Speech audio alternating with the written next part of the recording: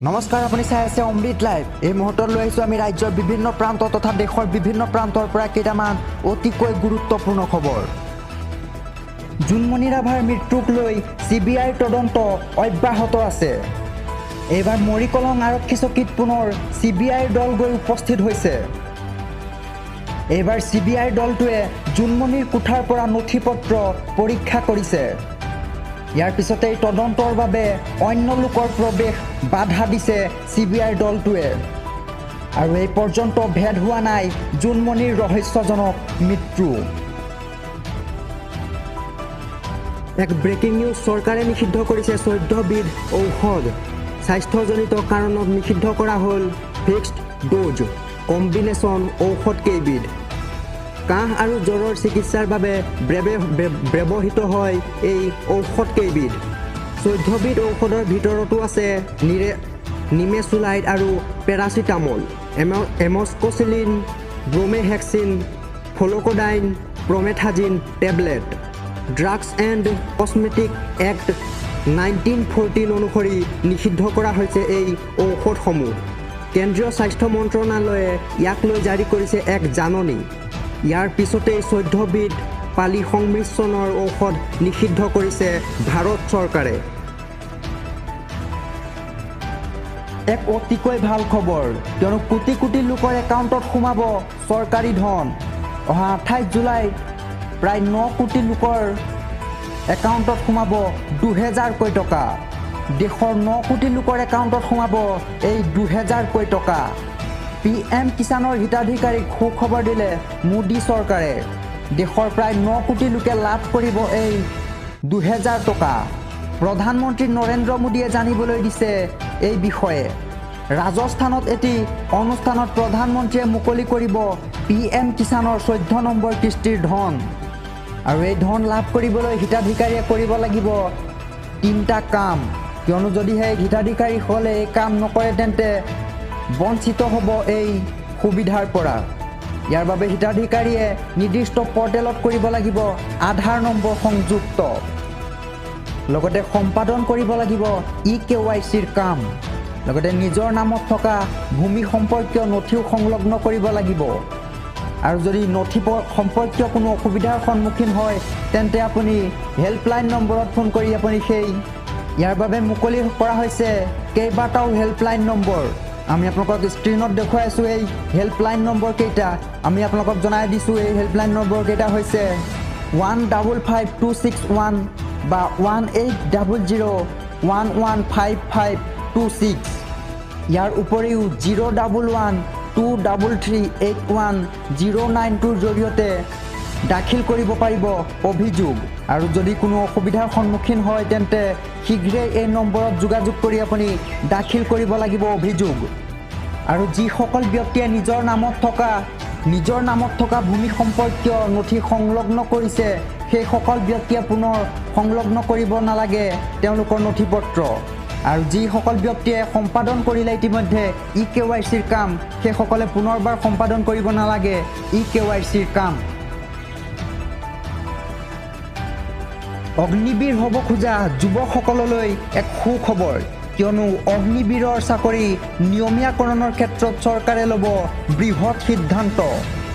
সেনাত নিযুক্তি পোৱা 50% অগ্নিবীৰৰ চাকৰি নিয়মীয়াকৰণৰ প্ৰস্তুতি চলাইছে ইতিমধ্যে চৰকাৰে। অগ্নিবীৰৰ চাকৰি নিয়মীয়াকৰণৰ বাবে চৰকাৰে চলাইছে প্ৰস্তুতি। সেনাত নিযুক্তি পোৱা 50% অগ্নিবীৰৰ চাকৰি নিয়মীয়াকৰণ কৰিব চৰকাৰে। অগ্নিবীৰত যোগদান কৰা সকলৰ বয়সৰ সীমা বৃদ্ধি কৰা হৈছে। এতিয়াৰ পৰা 23 বছৰীয়া যুৱকেও যোগদান কৰিব পাৰিব এই অগ্নিবীৰত। পূৰ্বে 25% অগ্নিবীৰৰ চাকৰি নিয়মীয়াকৰণৰ সিদ্ধান্ত লৈছিল প্ৰতিৰক্ষা বিভাগে, কিন্তু বৰ্তমান অগ্নিবীৰৰ হিচাপ 50% যুৱকৰ চাকৰি নিয়মীয়া কৰা হ'ব বুলি ইতিমধ্যে জানিবলৈ দিছে চৰকাৰে।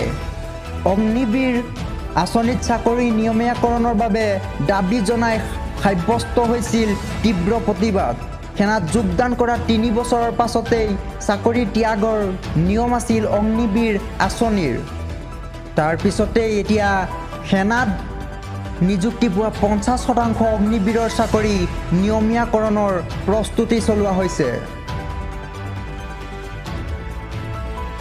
ৰাজ্যবাসীলৈ এটা ভাল খবৰ, উজনিলৈ যাওঁতে আৰু জ্বলা কলা খাব নালাগে কোনো ব্যক্তিয়ে। উজনিৰ পৰা নামনি আৰু নামনিৰ পৰা উজনিলৈ অহা যোৱা কৰাৰ সময়ত কোনেও এতিয়াৰ পৰা জ্বলা কলা খাব নালাগে। এয়াই শেষ বাৰিষা। অহা বৰ্ষৰ বাৰিষাৰ আগতে সম্পূৰ্ণ হ'ব 4 লেনযুক্ত ৰাষ্ট্ৰীয় ঘাইপথৰ কাম। মুখ্যমন্ত্ৰী ডক্টৰ হিমন্ত বিশ্ব শৰ্মাই কৰিলে এই ডাঙৰ ঘোষণা। মুখ্যমন্ত্ৰী ডক্টৰ হিমন্ত বিশ্ব শৰ্মাই কৈছে যে উজনিৰ পৰা নামনিলৈ যাওঁতে বা নামনিৰ পৰা উজনিলৈ যাওঁতে অহা যোৱা কৰাৰ সময়ত বহু সমস্যাৰ সন্মুখীন হয় যাত্ৰীসকল, কিন্তু এতিয়াৰ পৰা উজনিৰ পৰা নামনিলৈ অহা যোৱা কৰোঁতে সন্মুখীন হ'ব নালাগে কোনো ধৰণৰ সমস্যাৰ, কিয়নো অহা বৰ্ষৰ বাৰিষাৰ পূৰ্বেই নিৰ্মাণ সম্পূৰ্ণ হৈ উঠিব 4 লেনযুক্ত ৰাষ্ট্ৰীয় ঘাইপথ। এই মুহূৰ্তত আমি এক ডাঙৰ খবৰ লৈ আহিছোঁ, কিয়নো কেইবাটাও নিয়ম আহি পৰিছে এই মুহূৰ্তত আমাৰ হাতত। এই নিয়ম গাড়ী চালক বাইক আৰোহীৰ বাবে এই ডাঙৰ খবৰ। এতিয়া আপুনি যদি যান বাহন আইন ভংগ কৰে তেন্তে ভৰিব লাগিব 25,000 টকা পৰ্যন্ত জৰিমনা। আমি আপোনালোকক জনাই আছোঁ, যান বাহন আইন ভংগ কৰিলেই ভৰিব লাগিব 25,000 টকা পৰ্যন্ত জৰিমনা। লগতে নাবালক নাবালিকাই বাহন চলালে ভৰিব লাগিব 25,000 টকাৰ জৰিমনা। লগতে অভিভাৱক গাড়ীৰ মালিকৰ হ'ব 3 বছৰ পৰ্যন্ত জেইল। ইয়াৰ পিছতো লাইচেন্স বাতিল হোৱাৰ লগতে 25 বছৰ বয়সলৈ নাপাব কোনো লাইচেন্সৰ সুবিধা। আমি আপোনালোকক জনাই আছোঁ, যদি নাবালক নাবালিকাই বাহন চলায় তেন্তে 25,000 টকা পৰ্যন্ত জৰিমনা ভৰিব লাগিব। তাৰ পাছতো সেই নাবালক বা নাবালিকাই 25 বছৰ বয়সলৈকে নাপাব কোনো লাইচেন্স। লগতে যিসকল ব্যক্তিয়ে হেলমেট নিপিন্ধে তেওঁলোকে ভৰিব লাগিব 1000 টকাৰ জৰিমনা। লগতে লাইচেন্স নোহোৱাকৈ বাহন চলালে 5,000 টকাৰ জৰিমনা ভৰিব লাগিব। ইয়াৰ পিছতো যদি কোনো ব্যক্তিয়ে সুৰাপান কৰি বাহন চলায় তেন্তে ভৰিব লাগিব 10,000 টকাৰ জৰিমনা। আৰু যদি এম্বুলেন্সক বাট এৰি নিদিয়ে তেন্তে আপুনি ভৰিব লাগিব 10,000 টকাৰ জৰিমনা। দ্ৰুতগতিত বাহন চলালে ভৰিব লাগিব 2,000 টকাৰ জৰিমনা। আৰু বিপদজনকভাৱে বাহন চলালে 5,000 টকাৰ জৰিমনা ভৰিব লাগিব আপুনি।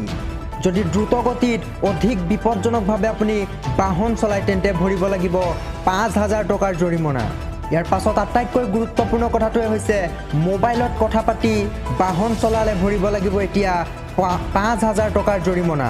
আৰু সাধাৰণতে প্ৰায় কিছুমান ব্যক্তিৰ ক্ষেত্ৰত দেখিবলৈ পোৱা যায় যে বাহন বা বাইক চলোৱাৰ সময়ত তেওঁলোকে মোবাইলত কথাত ব্যস্ত হৈ পৰে, আৰু এনে মোবাইলত কথা পাতি বাহন চলালে এতিয়াৰ পৰা 5,000 টকাৰ জৰিমনা ভৰিব লাগিব।